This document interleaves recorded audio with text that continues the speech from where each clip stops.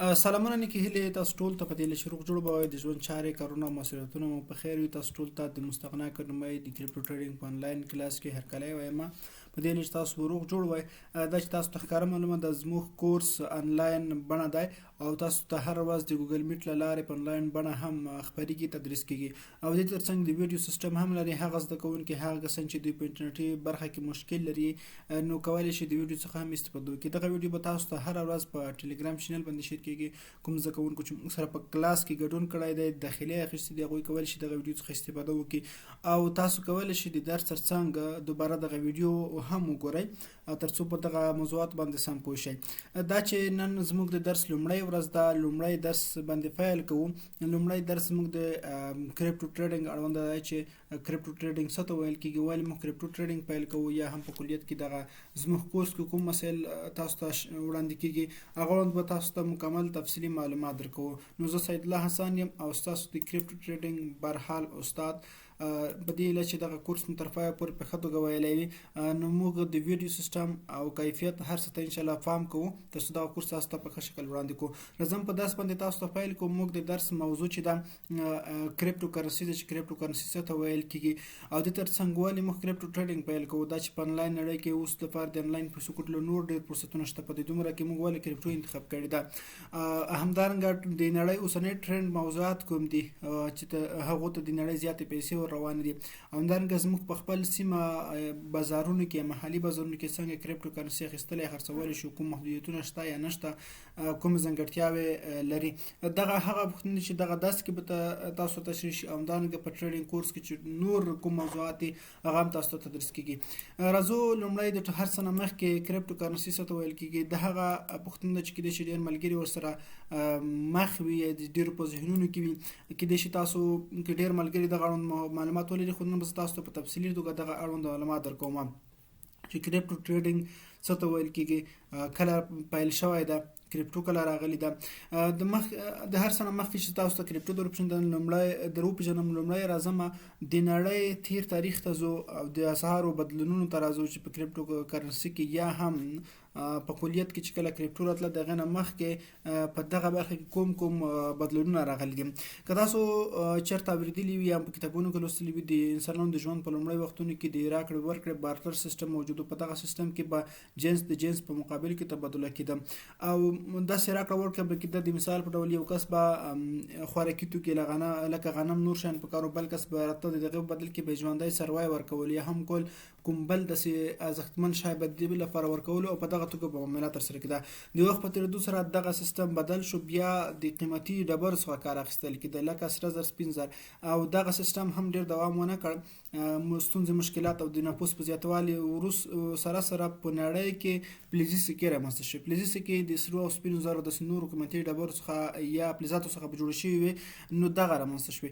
کله چې دغه سکې رامنځته شوې کسان په نړۍ کې دوی تر ډېره حده پاتې شوې، خلکو په دغه باندې راکړه ورکړه ترسره کوله. خو دغه هم د نړۍ مشکلات حل نشول کړای. وروسته ورسره د هغه نه بیا تقریبا په 9مه پیړۍ کې د چینایانو لخوا د اوسنۍ کاغذي پیسې رامنځته شوې. دغه کاغذي پیسې کرار په ټول نړۍ کې مروجې شوې او خواوشا په 1800 کال کې بیا په اروپا کې د لومړي ځل لپاره بانکي سیسټم رامنځته شو. کله چې بانکي سیسټم رامنځته شو کاغذي پیسو نور هم پرمختګ وکړ او د نړۍ ټول هیوادونه هر یو ځان ته خپل جلا جلا کرنسیان یا اسعار جوړ کړل چې اوس هم دوی ترې استفاده کوي. دوی هیواد په خپل نومونه دي. خو د دې سره په 2008 کال کې دغه نه وروسته بیا کریپټو کرنسي رامنځته شوه. باید یې هېره نه کړو چې کله بانکونه رامنځته کېدل د بانکونو نه پرمختګ سره بیا په انټرنیټ دغه نه وروسته چې انټرنیټ رامنځته شو بیا ځینې نور اکاونټونه هم رامنځته شول لکه ماسټر کارت، ډیبټ کارت، بانکي اکاونټونه. دغه کاغذي پیسې په الکترونیک پیسو باندې بیا بدلې شوې. نو دغه د کریپټو کرنسي هغه د اسعارو سلسله چې تر کریپټو کرنسي پورې راورسېده. اوس کېدای شي تاسو سره پوښتنه پیدا شي چې ولې کریپټو کرنسي رامنځته شوه، دا چې موږ کاغذي پیسې هم لرو. د دې پوښتنې په جواب کې زه تاسو ته دومره ووایم چې کله چې کاغذي پیسو تر لوړ حد پورې ورسېد، تر هغه وخته پورې چې کریپټو کرنسي نه وه رامنځته شوې، په نړۍ کې بانکونو کې ځینې مشکلات راغلل. ځینې بانکونه د پیسو د کموالي یا نشتوالي له امله سقوط شول، خو ځینې بانکونه چې وو هغو کې سیسټم کې څه مشکلات راغلل او پیسو کموالی رامنځته شو. بیا دولتونه راغله د دغه ستونزې د حل لپاره یې زیاتې پیسې چاپ کړلې. پیسې زیاته چاپ کړل دي، د پیسو زیاتوالی یا چفوالی په هیواد کې انفلاسیون رامنځته شو، ځکه چې پیسو ارزښت ټیټ شو، د توکو شیانو قیمتونه لوړ شول، نو دلته د پیسو ارزښت ټیټ شو. د دې ستونزې د حل لپاره بیا دولتونو بانکونو په خلکو باندې ځینې محدودیتونه وضع کړل. هغه دا چې خلکو ته په یو وخت باندې زیاتې پیسې نه ورکولې. د مثال په ډول پیسې به ستا وې، که چېرته ته غواړې 1 میلیون پیسې دې په بانک کې ایښي دي، نن ورځ ټولې راباسې نغدي کوې، یو کار پرې کوې، بانک چې خوښه نه وي تا ته ټولې پیسې نه درکوي، که بانک سره موجود نه وي تا ته نه درکوي. که چېرته بانک وغواړي چې دغه پیسې که ټولې زما د بانک څخه لاړ شي خو زما کار ودرېږي، بیا هم تا ته نه درکوي. نو دا هغه محدودیتونه وو چې دا رامنځته شول. یعنې پیسې ستا د واک اختیار دی، بل چې دی، بل څوک ترې کار اخلي، بل څوک ستا پیسې مدیریت کوي. نو دغه داسې نور ډېر مشکلات وو چې رامنځته شول. خلکو لرې سطح خپل پیسو ته لاسرسی نه درلوده.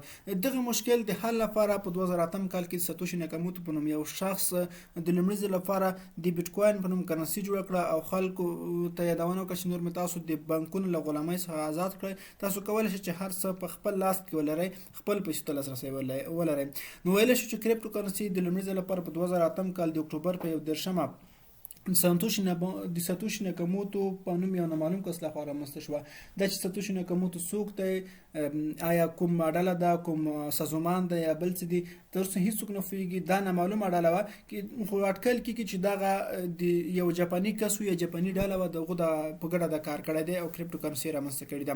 دوی په 2008 کال کې یو وایټ پیپرز یا فرمان صادر کړ. په دغه فرمان کې دوی د یو داسې پیر ټو پیر کیش سیسټم یادونه کړې وه چې د هیڅ کومې ادارې دولت په لاس کې نه و، بلکې مکمل کنټرول یوازې د خلکو په لاس کې و. نو دغه سیستم کې دوی د یوې نوې کرنسي یادونه کړې وه چې هغه کرنسي نوم بیټکوین و. نو د دې سره د کریپټو لړۍ هم پیل شو او بیټکوین هم رامنځته شو. د بیټکوین رامنځته کېدو تقریبا کال وروسته یا اوس به راشو کریپټو کرنسي که په لنډ ډول داسې تعریف وکړو چې کریپټو کرنسي یو ډیجیټل او ډیسنټرلایز منی سیستم دی چې د بلاکچین ټکنالوژۍ له لارې خوندي او شفاف ساتل کېږي، د کمپیوټري شبکو پر بنسټ چلیږي. نو دا سیستم د هیڅ کوم بانک، ادارې یا دولت یا سازمان په لاس کې نه دی، بلکې ټول کنټرول د خلکو په لاس کې دی. د بیټکوین یا کریپټو کرنسي په جوړښت کې یو داسې په جوړښت یا کلکولیشن کې یو داسې کوډ سیستم موجود دی چې د هغه ویل یا مشخص کول اسانه نه دي، ډیر مشکل دی. په دغه کوډ په داسې ژبه کې لیکل شوی دی چې په هر څوک پرې نه پوهېږي. نو په ټکنالوژۍ په نړۍ کې یا په کریپټو کرنسي کې دغه علم ته کریپټالوژي ویل کېږي او په ساينس کې دې ته ورته علم موجود دی چې هغه ته انکریپشن ویل کېږي. په خپل په واتس اپ کې هم د اینډ ټو اینډ انکریپشن په نوم سیستم موجود دی، تر شا یو کوډ سیستم موجود دی چې کېدای شي تاسو که چېرته کلیک کوئ ورباندې پوه نه شئ د کوډ د څه لپاره دی. خو دا د دې لپاره دی چې دغه راکړه ورکړه، یعنې کله چې تاسو میسیج کوئ له یو شخص نه بل شخص ته مستقیما رسېږي، تر منځ یې دریم کس موجود نه دی، دا د دې لپاره رامنځته شوی دی. او په ساينس کې داسې علم ته انکریپشن ویل کېږي، خو په کریپټو کرنسي کې خپل چې علم لري هغه ته کریپټالوژي ویل کېږي. راځو د کله چې کریپټو کرنسي رامنځته شو دغه نه تقریبا کال وروسته په 2009 هم د جون په 3 نیټه باندې بیټکوین لومړی رسمي شبکه پیل شوه. د لومړي ځل لپاره د جینسیس په نوم د بیټکوین لومړی بلاک رامنځته شو، بلاک جوړ شو. نو د سره بلاکچین سیستم هم پیل شو. اوس راځو دته چې بلاکچین څه ته ویل کېږي، بلاک څه ته ویل کېږي، څنګه رامنځته شوی دی، دغه اړوند تاسو ته معلومات درکوم. نو لومړی کېدای شي تاسو سره یو پوښتنه پیدا شي چې کریپټو کرنسي سیستم واک ټول د خلکو په لاس کې دی. نو د کریپټو کرنسي ساتنه، حفاظت یا د دې ریکارډ څوک په غاړه اخلي، د چا ضمانت د چا پر غاړه دی، د دې ساتنې ضمانت د دې ریکارډ ثبتولو. نو د دې کریپټو کرنسي د محافظت، ساتنې، همدارنګه د ریکارډ ثبتولو لپاره بلاکچین رامنځته شو. بلاکچین لکه څه ډول چې ویل کېږي بلاک او ورسره د په بلاکونو باندې جوړ شوی دی، داسې بلاکونه لري ټول تاسو په سکرین باندې ښکاري، او د هر بلاک د چین یا زنجیر په شکل یو بل سره تړل شوی دی. دا بلاک دغه سره ټول بلاکونه یو بل سره تړل شوي دي. نو په دغه ډول سیستم موجود دی. نو داسې ویلی شو چې بیټکوین البته څومره کریپټو کرنسي چې دغه ساتنه محافظت د بلاکچین په غاړه کې دی، په غاړه دی او د یو ریکارډ هم بلاکچین ثبتوي. نو بلاکچین چې دی یو غیر متمرکزه، شفافه، خوندي ډیجیټل ټکنالوژي ده چې د معلومات د بلاکونو په بڼه ثبتوي او له یو بل سره د زنجیر په شکل نښلوي. نو دا معلومات چې دي نه بدلیدونکي دي، نه تغیر کېدونکي دي. که چېرته څوک وغواړي په دې کې کوم تغیرات راولي یا بدلونونه راولي، نشي کولی. ولې تر کومه ځایه پورې دغه د زنجیر یا کړۍ په شکل سره نښلول کېږي. چېرته یو څوک وغواړي تغیرات راولي د زنځیر یا کړۍ په همدغه ځای باندې کټ کېږي، مخکې حرکات نه کوي، مخکې نور بلاکونه ورسره نشي نښلول کېدلی. نو که بلاکچین یو ساده مثال راواخلو، یو کس دی بل کس ته غواړي یو سل بیټ کوین ولېږي یا $100 ولېږي، نو دی راځي دغه خپل دغه کوم لیږلو ریکارډ ځان سره په یوه کاته کې یا لیجر کې ثبتوي. کله چې کوم لیجر کې ثبتوي دغه لیجر یا کاته کټ مټ داسې دی لکه یو بلاک، په دغه د بلاک نوم ورکړل شوی دی. او یو بلاک چې دی بیا د 3 برخو څخه جوړ شوی دی، چې 3 برخې لومړی ډاټا ده، دوهم ورپسې هیش ده او درېیمې چې د پریویوس هیش ده.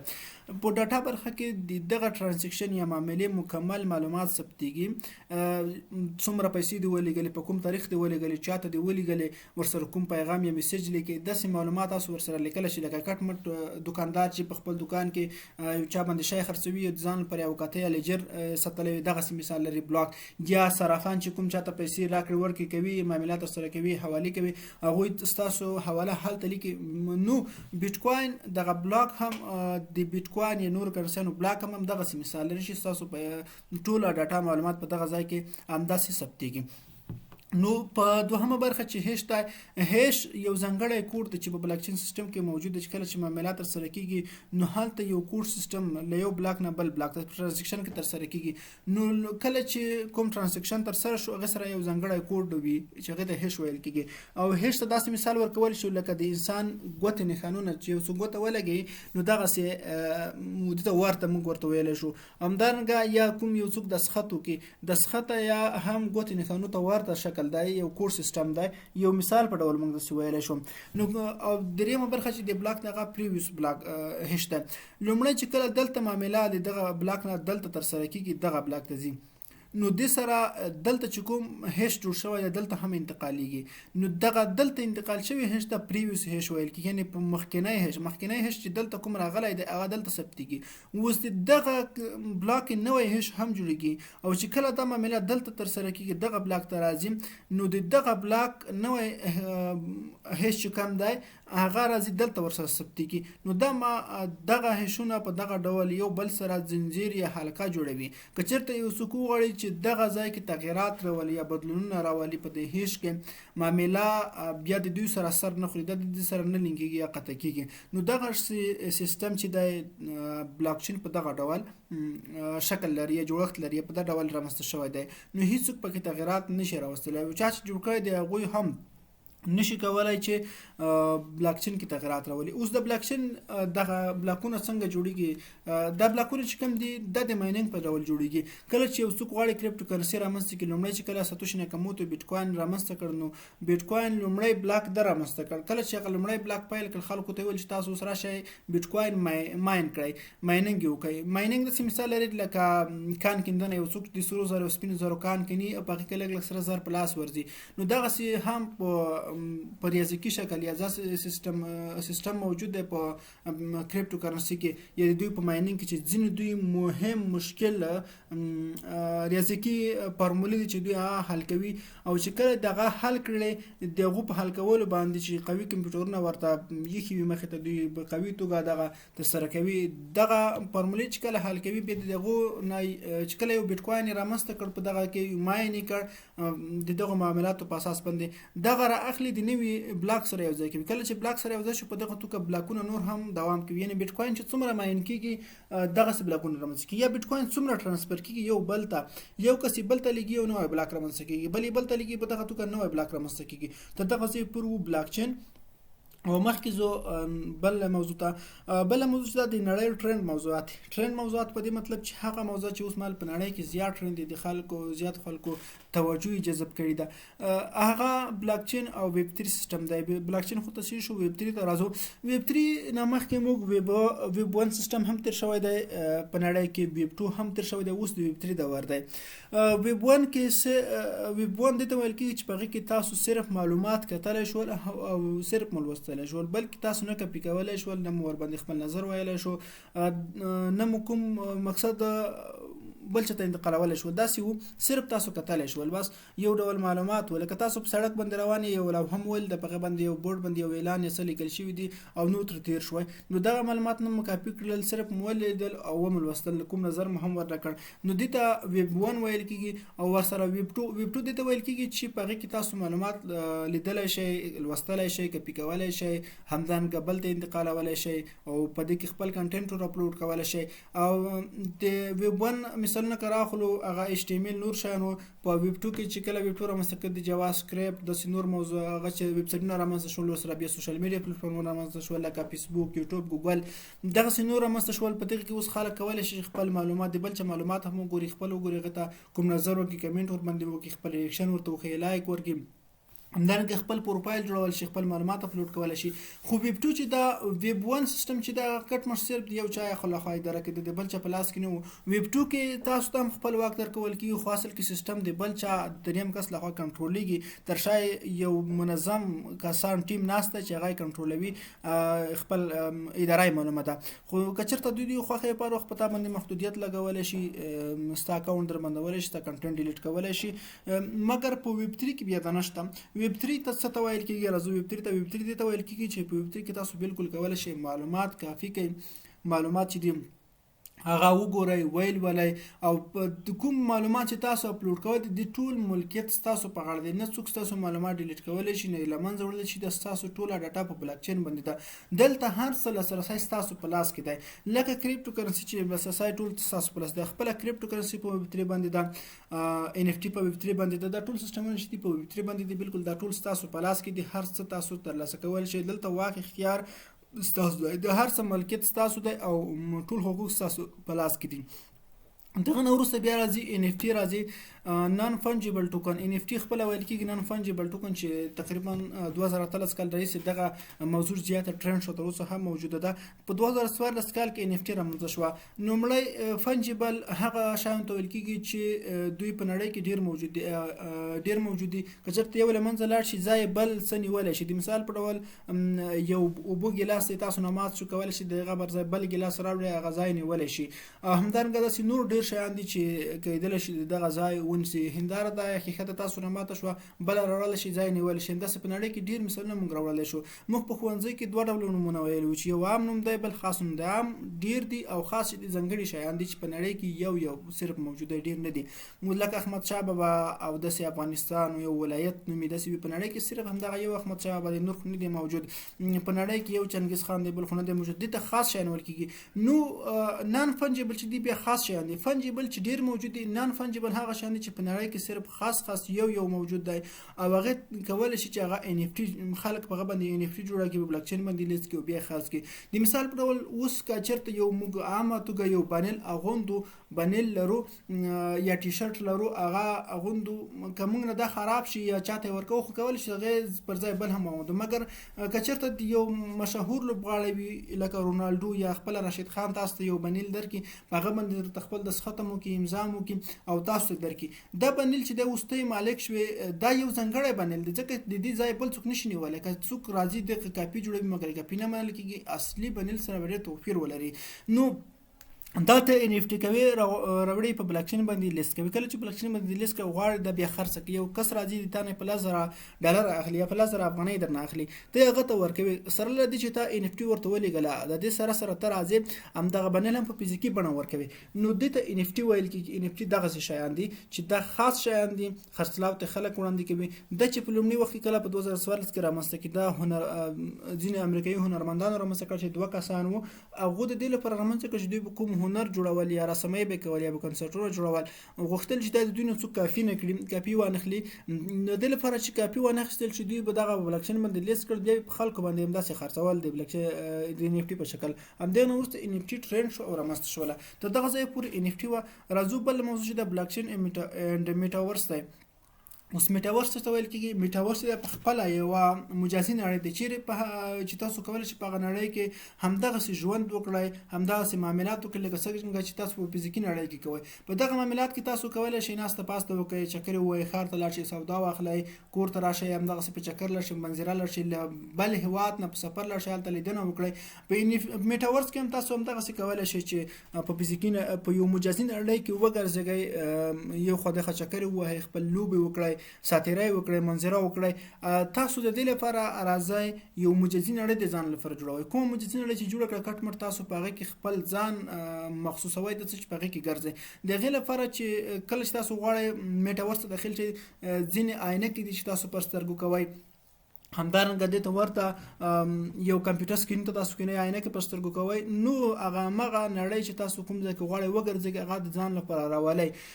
مثال په ډول تاسو مکه مکرمه راوستله، د ځان لپاره په یو مجازي نړۍ جوړه کړه. کله چې تاسو خپلې هغه اپل ویژن پرو یا وي آر په نوم ورچوال ریالایټي په نوم عینکې دي هغه پر سترګو کېږي، نو تاسو کولی شئ چې هغه د فیسبوک میټا لخوا یا هم ساند باکس په نوم کوم ویبسایټونه دي پلیټفارمونه د هغه لار تاسو ورته داخلیدلی شئ، یا هم عموما 3D کوم سینماوي چې دي په هغه کې بیا تاسو دغه باندې هلته تللی شئ، هغه ځای کې میټاورس ته داخلیدلی شئ. په میټاورس کې تاسو کولی شئ چې اوس په مجازي نړۍ کې مکه مشرفه راولئ، درته مخې ته کېږدئ، تاسو غواړئ په هغې کې طواف کولی شئ، ګرځېدلی شئ، د مکې مکرمې هر اړخ لیدلی شئ، بالکل په 3D شکل باندې، نه دا چې صرف لکه ویډیو چې وګورئ. هلته تاسو داسې فکر کوئ لکه کټ مټ تاسو په مکه مکرمه کوئ. او د میټاورس اړوند چې کوم خلک نظرونه لري، کوم پوهان کېدای شي په راتلونکي کې دومره پرمختګ هم وکړي چې تاسو دلته عینکې پر سترګو کوئ، په خارج کې بل ملګری لري هغه ته وایي چې دغه خپل کوم عینکې یا نور شیان دي هغو ته لاسرسی ولري، هغه هم په سترګو کا، او د کمپیوټر مخې ته کښېنئ. تاسو کولی شئ په مجازي توګه د دې سره داسې په احساساتو کې یا مفکوره کې لاړ شئ، دغه سره کښېنئ، ساعت تېری وکړئ، ناسته پاسته وکړئ، خبرې وکړئ، بالکل تاسو به داسې فکر کوئ چې زه دغه سره نږدې ناست یم. هر څه کار تاسو همدغسې ترسره کولی شئ. خو اوس لپاره میټاورس دومره پرمختګ نه دی کړی، کېدای شي په راتلونکي کې دغه پرمختګونه په میټاورس کې رامنځته شي. میټاورس دغسې یو مجازي نړۍ ده د اوس لپاره. او بل ورپسې بلاک چین او ډیفای ده. ډیفای ویل کېږي ډیسنټرلایز فاینانس. ډیسنټرلایز یعنی غیر متمرکزه مالی سیستم. دا هغه سیستم دی چې تاسو کولی شئ پرته له دې چې تاسو بانکي سیستم په لاس کې ولرئ، پرته له چې تاسو د دولت سره تړاو ولرئ، تاسو په دغه مالي سیستم کې خپلې راکړې ورکړې په ازادانه توګه ترسره کولی شئ. یعنې ستاسو راکړې ورکړې، ستاسو معاملات هېڅ تر کنټرول لاندې نه دي، د دریم شخص په لاس کې نه دي. تاسو بالکل دلته په بلاک چین ټکنالوژۍ باندې خپل خدمات، همدارنګه خپل مالي سیستم پر مخ وړلی شئ. د ډیفای سیستم تر شا هېڅوک نشته، یعنې دا یو بلاک چین سیستم دی. که چېرې تاسو دلته کوم عملیات ترسره کوئ، صرف کېدای شي ستا او د بل نفر سره مستقیما اړیکې وي، دریم شخص به دلته نه وي موجود. دا په سمارټ کنټراکټ باندې مکمل ترسره کېږي چې ایتریوم بلاک چین تر دې یو غوره مثال دی، یعنې زیاتره چې دي په ایتریوم بلاک چین باندې دي، په دغو باندې ترسره کېږي. نو بل سیستم چې موږ وایو هغه به کریپټو کرنسي ده، چې همدغه کورس کې تاسو ته ویل کېږي کریپټو کرنسي پرمختګ ده، چې ولې کریپټو کرنسي پرمختګ وکړ یا ولې ښه سیستم دی، دغه درسونه کې به تاسو تدریس شي. نو دغه هغه مارکیټ هغه ټرند موضوعات چې په ډیجیټل مارکیټ کې اوس مهال زیات پر مخ روان دي. نو راځو مخکې موضوعاتو ته دغه تاسو ته تدریس کوم. خاطر دغه ځای پورې راورسېدو. کله چې موږ کریپټو ټریډینګ پیل کوو، د کریپټو ټریډینګ لپاره موږ کریپټو ټریډینګ په خپله دوه برخې لري، چې یوه ډیولپمنټ برخه ده، بله د سرمایه ګذارۍ برخه ده. ډیولپمنټ برخه چې ده هغې کې د هغې تر شا بعضې کسان ناست دي چې غواړي په هغې کې نوي کرنسیان رامنځته کړي، په بلاک چین کې نوي پرمختګونه رامنځته کړي. همدارنګه نور چې په کار وي د سیستم تر شا ناست دي، دوی نوي څېړنې کوي، نوي شیان پکې زیاتوي. نو بله سرمایه ګذارۍ برخه ده. موږ خپله چې ټول کار کوو د سرمایه ګذارۍ په برخه کې کار کوو. موږ دوه ډوله سرمایه ګذاري لرو چې په کریپټو مارکیټ کې ترسره کولی شو، چې یو سپاټ برخه ده، بله د فیوچر برخه ده. په سپاټ برخه کې تاسو سرمایه ګذاري کولی شئ، هم فیوچر کې. خو دا چې څنګه سرمایه ګذاري کوو، په کوم وخت باندې وکړو، څنګه وکړو، د هغې لپاره به تاسو ضرورت ده چې انالیسیس وکړئ، تحلیل ترسره کړئ. نو د دې لپاره چې تحلیل څنګه کېږي یا څنګه ترسره کولی شو، زموږ کورس په همدغه باندې دی. زموږ ټول 3 میاشتنی کورس په دغه موضوع باندې دی چې موږ څنګه تحلیل وکړو، غوره تحلیل به څنګه وي، څنګه په دغه مارکیټ کې ګټه ترلاسه کړو. نو د هغه موضوعات چې تاسو باید دا په نظر کې ونیسئ. نو موږ تحلیل چې د انالیسس په دوه ډول لرو، یو ټیکنیکل دی بل فونډامنټل دی. په ټیکنیکل برخه کې موږ په چارت باندې کار کوو. په چارت کې پخوانی ډیټا ګورو، پخوانی ډیټا په نظر کې نیول سره په نیو ډیټا باندې موږ خپل پوزیشن نیسو ټریډ کوو یا هم د ځان لپاره د پوزیشن نیولو لپاره مناسب ځای پیدا کوو. فونډامنټل برخه کې ځینې داسې نیوز یا خبرونه راځي چې په فزیکي نړۍ کې هغوی خپرېږي، د اثر یې په کریپټو مارکیټ باندې حتما مستقیما یا غیر مستقیم تاثیر درلودلی شي. هغه برخه کې بعضې اقتصادي خبرونه دي، اقتصادي ډاټاوې دي چې باعث هیوادونو لخوا اعلانېږي، ټکنالوژي خبرونه دي، سیاسي خبرونه دي، سیاسي ډاټاوې دي، د نړۍ نوي پرمختګونه دي، منفي او مثبت خبرونه دي، د بعضې هیوادونو لخوا کړکېچونه رامنځته کېدل، جګړې رامنځته کېدل، داسې نور چې دي په کریپټو مارکیټ باندې زیات تاثیر درلودلی شي. نو دغه خبرونه نیوز معلوماتو په اساس باندې موږ تصمیم نیسو چې څه وخت په کریپټو مارکیټ کې ټریډ وکړو، څه وخت یې ونه کړو، کوم وخت مارکیټ ته پیسې راځي، کوم وخت مارکیټ څخه وځي، او مثبت اړخونه کوم دي، منفي کوم دي. بله موضوع چې دا هغه دا ده چې ولې موږ کریپټو کرنسي ټریډینګ پیل کوو. په لومړي سر کې دغه پوښتنه مطرح شوله. د دې پوښتنې حل لپاره باید ووایو چې په ټکنالوژي نړۍ کې کریپټو کرنسي یو نوی نوښت دی. د یو ویب 3 سیستم دی چې واک اختیار د خلکو په منځ کې دی، یعنې خلکو سره دی. مثال به داسې ورکړو چې کریپټو کرنسي چې کوم پرمختګونه وکړل په لنډ وخت کې، لامل یې هم دغه دی چې دلته واک اختیار ټول د خلکو په لاس کې دی. یو کس وایي چې ما سره چې هر وخت پیسې په یو خوندي پلیټفارم کې پرتې وي، داسې پیسې چې پیسې مې سلري ساته په لاس کې هم دي، زه ورباندې هر ډول ازادانه معاملات ترسره کولی شم، د دولت تر کنټرول لاندې هم نه یم، او مقصد د بل چې تر واک لاندې هم نه یم، خپل پیسې په لاس کې هم لرم، او زما پیسې خوندي هم دي. نو د دې لپاره خلک زیاتره چې د کریپټو ته راغله، او واقعا دې سره ویل کېږي چې کریپټو د نړۍ راتلونکی دی. که چېرته تاسو همدا نن راځئ کریپټو کې خپل پالک دی، خپل قدم ږدئ، نو واقعا تاسو ډېر وختي یاست چې دغه مارکیټ ته راغلي یئ. نو کریپټو کرنسي هغه څه دی چې د نړۍ راتلونکی دی. نو بل په کریپټو کرنسي کې موږ کولی شو چې په ډېر لږ کار باندې ډېرې پیسې وګټو، یعنې په لږ کار کولو ډېرې پیسې ګټلی شو، یا د لږو پیسو په مقابل کې ډېرې پیسې ترلاسه کولی شو. نو د لږو پیسو ترلاسه کولو لپاره تاسو ته اړتیا ده چې مهارتونه ولرئ، ځانګړې پوهه ولرئ. همدارنګه د مارکیټ ځینې اصول او قوانین دي چې هغه باید مراعات کړئ، دغه نه خپه ونه اړوئ، هغه ټول باید تاسو مراعات کړي وي. نو دا چې دغه پوهه مهارتونه څه دي، زموږ د درې میاشتنی کورس په همدغه باندې راڅرخي، هغه کوم اصول قوانین چې دي باید مراعات کړو یا مهارتونه زده کړو، هغه باندې موږ پوره کار کوو. او بل په کریپټو کې بل ځانګړتیا دا چې په دې کې ټول ترانزیکشن پبلیک دي. تاسو کولی شئ چې نړیوال ترانزیکشن وګورئ، یا هم یو څوک تاسو کوم معامله ترسره کوي، تاسو ته ځانګړی هیش ولېږي، تاسو هغه کتلی شئ. او دې سره د دې ګټه دا ده چې موږ کولی شو په نړیواله سطحه باندې وګورو چې څه وخت مارکیټ ته پیسې راځي، څه وخت مارکیټ څخه پیسې وځي. نو دا تر ټولو بهترین برخه ده د کریپټو کرنسي. او بل په کریپټو کرنسي چې دی یو ویب 3 سیستم دی. ویب 3 سیستم په دې مطلب چې واک اختیار د خلکو په منځ کې دی، دلته څومره معاملات ترسره کېږي پبلیک دی، هر څوک یې لیدلی شي.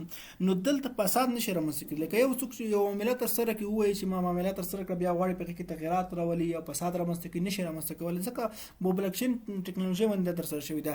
او که دا معامله کولی شي ټول خلک یې وویني او ټول خلک یې لیدلی شي چې پلاني دومره پیسې ولېږلې یو نه بل ځای ته، نو په بلاکچین باندې وي. البته که چېرته دوی ریسرچ وکړي، دلته معاملات زیات دي، یعنې هر څوک موږ په ځانګړې توګه نشو لیدلی سرچ کولی. خو د نړۍ غټ پانګوال چې کومې پیسې لیږي رالیږي، هغوی د هر وخت د نوي کسانو لخوا تر څارنې لاندې دي، چې مقصد هغه اړوند د مارکیټ کې ټریډران ته تصمیم نیسي چې په کوم خوا باندې پانګونه وکړي. بل په کریپټو ټریډینګ کې تاسو ته سخت کار کولو اړتیا نشته. تاسو کولی شئ چې ډېر سمارټ کار وکړئ، نه سخت، یعنې ایزي کار وکړئ، ډېره ګټه ترلاسه کولی شئ. خو دا هم په یاد چې د اسانه کار کولو په مقابل کې اسانه تاوانونه هم موجود دي. د لپاره چې موږ د تاوان مخه نیول شي، همدغه کورس کې ځینې مهم موضوعات تاسو ته ویل کېږي. له اول نه تر اخره پورې چې هغه باید تاسو مراعات کړئ، مهارتونه زده کړئ، تر څو په دغه مارکیټ کې تاسو سمارټ واوسئ، نه هارډ کار ونه کړئ. نو د دې لپاره چې تاسو اسانه پیسې ګټلې وي، باید دغه موضوعات ټول تاسو زده کړئ. نرځو مخکې درسه. نو د ټریډینګ لپاره ځینې مهم ستراتیژیان دي، چې دغو ستراتیژیانو څخه لومړی پرایس اکشن ده، دغه نه ورپسې SMC ستراتیژي موږ وایو، په هغې کې بیا لیکویډیټي کنسپټونه وایو. د دې تر څنګ بیا چې موږ کوم وایو فیبوناچي ستراتیژي وایو، چې په هغې باندې موږ کولی شو په مارکیټ کې بعض د مارکیټ حرکتونه وګورو، څه وخت موږ پوزیشن که ونیسو یا څه وخت پوزیشن مو نیولی، څه وخت ترې ووځو، بېرته یې کلوز کړو. بعضې مهم انډیکټورونه وایو، چې هغه هم د مارکیټ لپاره ډیر زیات مهم دي. او ال اوټ ستراتیژي د خو د اوس لپاره قسم د پنړې کې پخوانی ستراتیژي د دومره هم نه د زیاتره کار چې د نوې ستراتیژیانو څخه اخیستل کېږي. بیا هم کوم وخت پیدا کړ کې د تاسو ته ال اوټ ستراتیژي هم تشریح شي. بل مهم پلیټ فارمونه چې د کریپټو ټریډینګ لپاره ډیر مهم دي چې د غوړو جملې څخه یو یې بایننس دا، بایبیټ دا، کوکوین دا او بینګ ایکس دا. بینګ ایکس که څه هم دومره پرمختللی ایکسچینج نه، خو بیا هم دغه څخه مو کولی شو په ډیمو ټریډینګ کې دغه څخه استفاده وکړو. او ځینې نور مهم پلیټ فارمونه دي چې په ټریډینګ برخه کې ډیر مهم دي چې تاسو باید دغه زده کړئ یا دغه کې اکاونټونه ولرئ، دغه څخه استفاده وکړئ. کوین مارکیټ کپ دی، ټریډینګ ویو دا، کوین گلاس دا، کوین گیکو دا، کوین کوډکس دا، گلاس نور دا، کریپټو کرافت دا، کوین مارکیټ کال دا. دا هغه پلیټ فارمونه دي چې ډیر مهم دي او په راتلونکي درسونو کې به د هر یو تاسو ته تشریح شي چې د څنګه کار کوي، موږ څنګه دنه استفاده کوو، د دې څه لپاره د کوین مارکیټ کپ څنګه دی، ټریډینګ ویو څنګه کار کوي، کوین کلاس څنګه کار کوي، کوین گیکو یا کریپټو کرافت د څه په دې کې کوم معلومات خبرېږي، څنګه استفاده ترې کولای شو، دا ټول تاسو د راتلونکي کې تدریس کیږي. بل د پیسو راکړه ورکړه سیستم دی په افغانستان کې. که څه هم په افغانستان کې بانکي سیستم چې دا یو څه محدودیتونه لري په نړیواله سطحه باندې. د افغانستان ماسټر کارت د اوس لپاره په نړۍ کې کار نه کوي، څه محدود شوی دی، خو بیا هم موږ کولی شو کریپټو کرنسي څخه په نورو طریقو باندې راکړه ورکړه ترسره کړو. باینانس یا نور ایکسچینجونو کې پی ټو پی شته، تاسو کولی شئ پی ټو پی له لارې د بانک نه یا بل څه نه پیسې یا کرنسي واخلئ. خو دا چې افغانستان بانکونه موبایل اپلیکیشن نه لري چې موږ چټکه راکړه ورکړه ترسره کړو لکه ایم ټي ان مومو یا حسابي له لارې، دا سیستم افغانستان بانکونه نه لري. همدې له امله د باینانس پی ټو پی سیستم په افغانستان کې څه محدودیتونه لري، که څه هم کله کله وي، کله موجود وي، کله نه وي، خو موږ کولی شو د دې ترڅنګ داسې پی ټو پی په محلي بازارونو کې وکړو. لکه دلته چې تاسو ښکاري یو کس دی، تاسو ورته نغدې پیسې ورکوئ، هغه په بدل کې بیټکوین درکوي یا نورې کرنسۍ درکوي، یعنې کریپټو کرنسي ور باندې هم ترې اخیستلی شئ، هم ور باندې خرڅولی شئ. چې دا معاملات په افغانستان کې ډېر عام دي. اوس مهال ټول خلک چې دي همدغه معاملات په دغه توګه خپل کریپټو کرنسي اخلي او هم یې خرڅوي، چې زیاتره ګروپونه واتساپ کې، ټلګرام کې شته یا په سوشل میډیا کې تاسو کتلی شئ چې زیاتره کسان پیدا کولی شئ. که چېرته تاسو هلته پوسټ وکړئ یا غوښتنه وکړئ، په هماغه ولایت کې درته کس پیدا کېږي، په انلاین ډول تاسو دغه پیسې مخامخ ورسره په حضوري ډول سودا کولی شئ. او بل زموږ ټریډرونه چې کوم دي هغه به انشاءالله بیا تاسو ته وروسته شیر کېږي چې څنګه ټریډینګ کولی شو. نو لومړی ویډیو، لومړی درس تر همدغه ځایه پورې و. که چا سره کومه پوښتنه وي، ستونزه وي، تاسو په انلاین کلاس کې ګډون وکړئ. هلته بیا د استاد نه کولی شئ چې هره برخه کې تاسو کوم مشکل ولرئ، ستونزه ولرئ. همدارنګه تاسو واتساپ ګروپ کې هم یاستئ، هلته هم کولی شئ. نن ویډیو همدومره وه. مننه، ښه وختونه ولرئ.